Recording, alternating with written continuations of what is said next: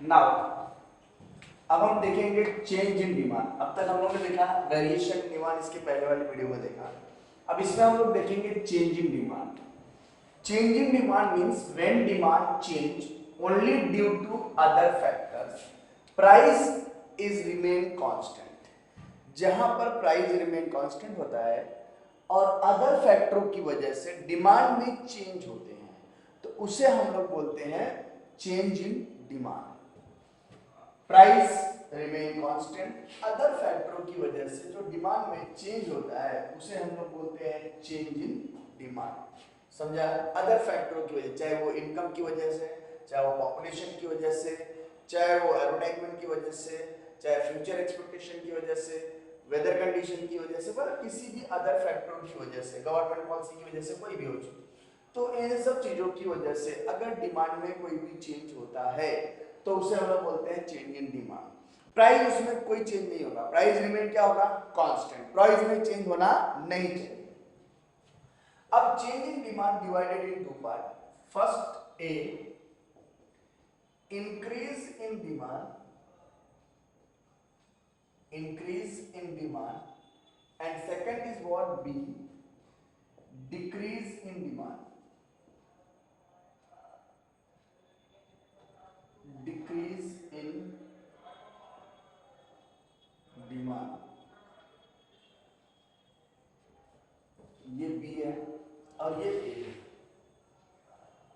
अब increase in demand क्या होता है, डिक्रीज इन डिमांड क्या होता है वो समझिए। Increase in demand means when demand increase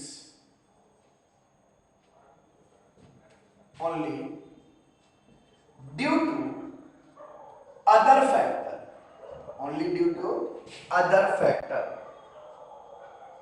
when demand increase only due to other factors, for example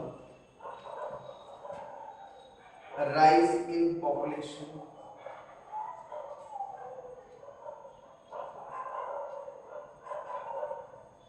income increase,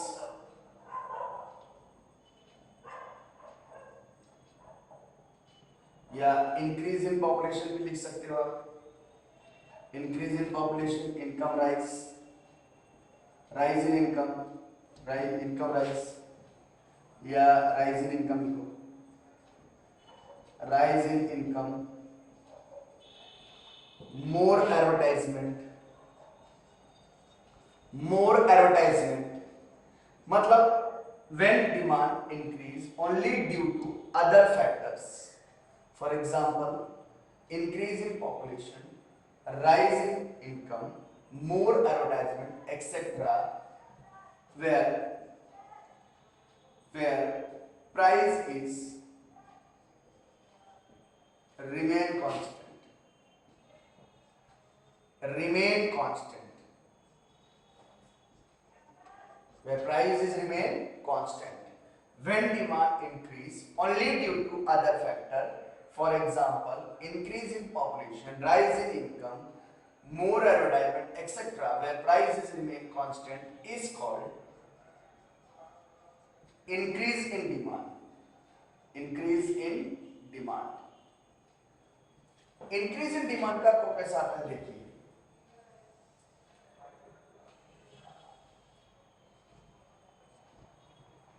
ये आपका y एक्सिस है और ये आपका x एक्सिस है। ये क्वांटिटी ऑफ डिमांड है, यहां पर आपकी प्राइस दी है, प्राइस P थी, क्वांटिटी ऑफ डिमांड Q था, जितना ये उतना ये। प्राइस में कोई चेंज नहीं, prices remain constant, prices remain constant, price में कोई चेंज नहीं होगा, लेकिन पॉपुलेशन बढ़ गई तो डिमांड बढ़ गया, पॉपुलेशन बढ़ गई तो डिमांड बढ़ गया, इनकम बढ़ गई तो डिमांड बढ़ गया, ज्यादा एडवर्टाइजमेंट हो गया तो डिमांड बढ़ गया। तो ये हमारा जो डिमांड कर्व था, ये हमारा ओरिजिनल डिमांड कर्व था, ये हमारा ओरिजिनल डिमांड कर्व था, दैट इज डी और डी। और अभी जो नया डिमांड कर्व आएगा ये वाला D1 D1, that is a D1 D1। तो यहां से यहां तक जो बढ़ गया उसे हम लोग बोलते हैं increase in demand, increase in demand, increase in demand. Price में कोई चीज नहीं है, वाई एक्सेस है, प्राइस है, एक्स एक्सेस है, क्वांटिटी ऑफ डिमांड है। मैंने प्राइस दिया पी, क्वांटिटी ऑफ डिमांड लिया है क्यू, ठीक है। प्राइस में कोई चीज नहीं है, अदर फैक्टरों की वजह से, पॉपुलेशन बढ़ने की वजह से बढ़ गया, इनकम बढ़ने की वजह से बढ़ गया, एडवर्टाइजमेंट ज्यादा होने की वजह से डिमांड बढ़ गया, डिमांड बढ़ के क्यू वन हो गया। तो ओरिजिनल डिमांड का उससे ये किस तरह शिफ्ट होता है, राइट हैंड साइड, ये राइट है ना, ये राइट हैंड साइड है, तो ओरिजिनल डिमांड का उससे राइट हैंड साइड की तरफ शिफ्ट होता है।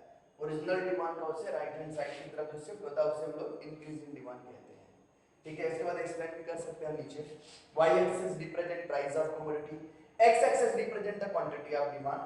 When the price is OP, the demand will OQ. Price are remain constant, but other factor will due to other factor demand increase.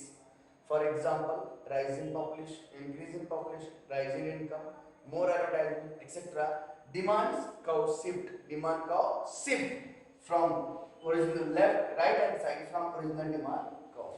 Demand curve shift, demand curve shift right hand side from original demand curve. समझा? समझा? फिर से एक बार देखो, y axis represent the price of commodity, x axis represent the quantity of demand. When the price is OP, the quantity of demand OQ. When the price are remain constant, price में कोई change नहीं होना चाहिए, other factor की वजह से demand बढ़ जाएगा, तो डिमांड बढ़ जाएगा, सिर्फ प्राइस आर रिमेन कांस्टेंट। तो ओरिजिनल डिमांड का से वो राइट हैंड साइड की तरफ क्या होगा, शिफ्ट हो जाएगा, ठीक है। तो ये हो गया हमारा इंक्रीज इन डिमांड। अब हम लोग देखते हैं डिक्रीज इन डिमांड क्या होता है। डिक्रीज मतलब होता है कम होना। When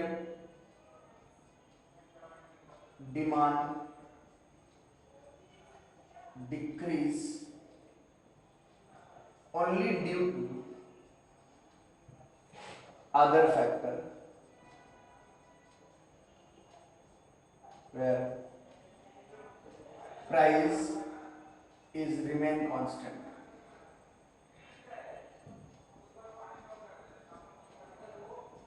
For example, decrease in population, decrease in population, fall in income,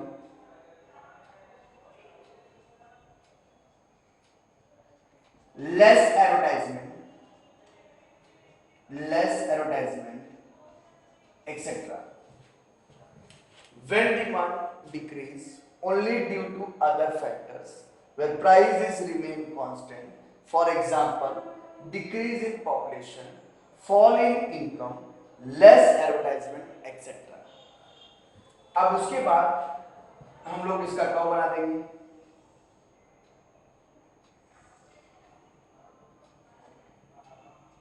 ये y एक्सिस है और ये x एक्सिस है, ये जीरो है, ये प्राइस, ये क्वांटिटी ऑफ डिमांड।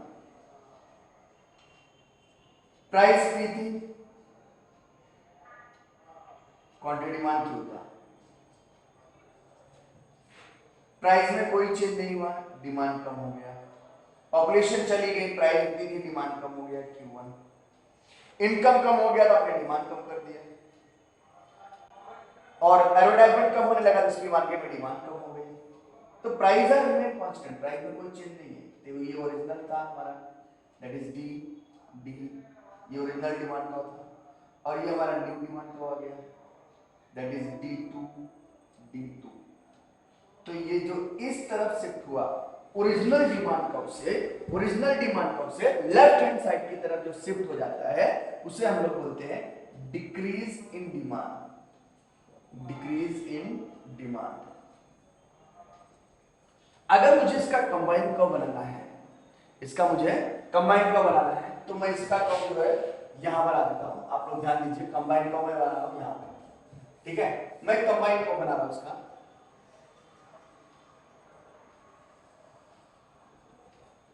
ये y एक्सिस है और ये x एक्सिस है। जीरो ये आपका क्वांटिटी ऑफ डिमांड है,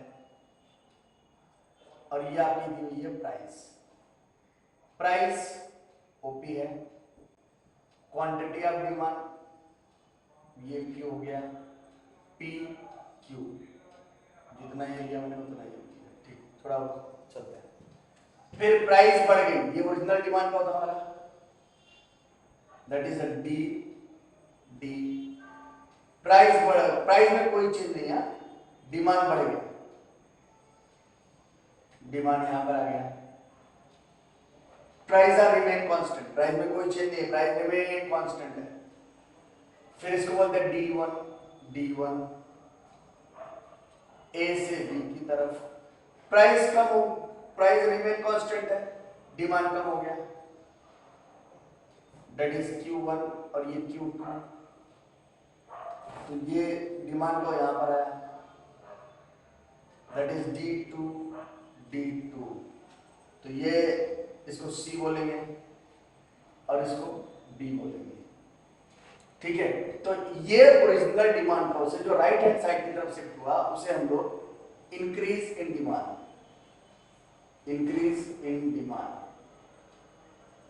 और जो इस साइड से इस तरफ से हुआ उसे हम लोग डिक्रीज इन डिमांड,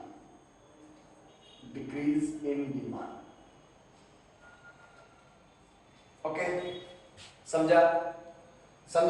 इसे हम लोग इंक्रीज इन डिमांड, जो ओरिजिनल डिमांड का उसे राइट हैंड साइड की तरफ शिफ्ट होता है, ओरिजिनल डिमांड का उसे राइट हैंड साइड की तरफ शिफ्ट होता है, उसे हम लोग इंक्रीज इन डिमांड करते हैं। ओरिजिनल डिमांड का उसे जो लेफ्ट हैंड साइड की तरफ शिफ्ट होता है उसे हम लोग डिक्रीज इन डिमांड कहते हैं। तो this is a change in demand, okay.